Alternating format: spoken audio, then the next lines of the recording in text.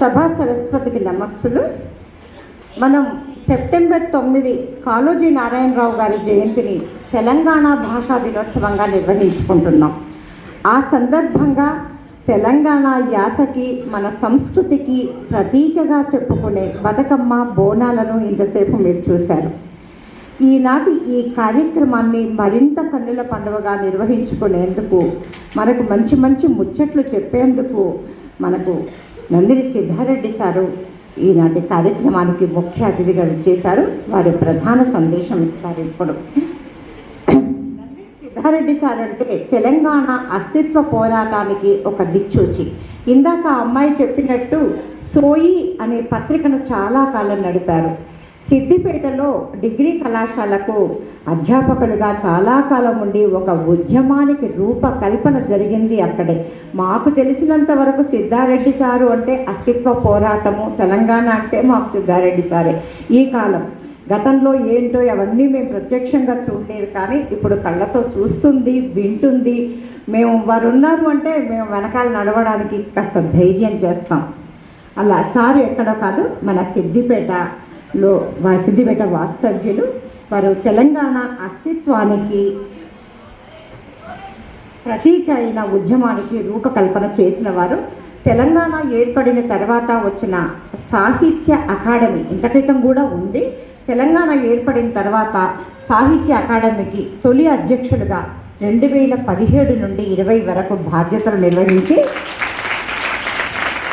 మన భాషా సంస్కృతి వారసత్వానికి ఒక గొప్ప వన్నె తీసుకొచ్చారు. అప్పుడే 2017 డిసెంబర్ 17 నుండి 20 వరకు ప్రపంచ తెలుగు మహాసభలు నిర్వహించబడ్డాయి. అందులో దాదాపు 70 దేశాలలో ఉన్న మన భారతీయులందరూ, తెలుగు వాళ్ళందరూ కూడా అందులో పాల్గొన్నారు.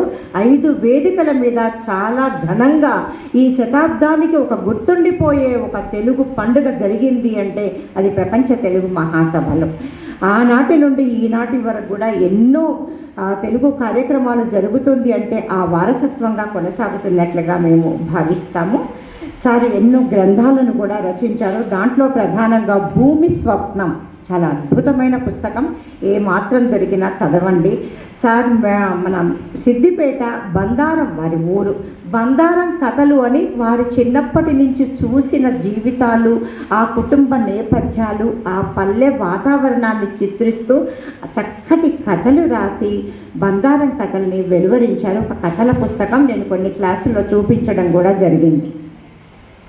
దివిటి, ప్రాణహిత, ఒక బాధ, ఆవర్ణం, ఇందాక మీరు విన్న నాగేటి చాళ్ళల్లో నా తెలంగాణ వంటి అద్భుతమైన పాటలు రాసి తెలంగాణ ఉద్యమంలో కీలక భూమిక పోషించిన నందిని సిద్ధారెడ్డి సార్ ఈరోజు మన కళాశాలకు విచ్చేయడం మనకు చాలా ఆనందం.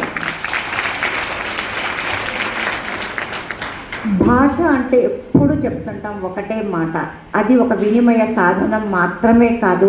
మన కట్టు బొట్టు, ఆచారం, వ్యవహారం, మన కళలు, మన సమస్త జీవన మూల్యాలు అల్లుకున్న పందిరి భాష.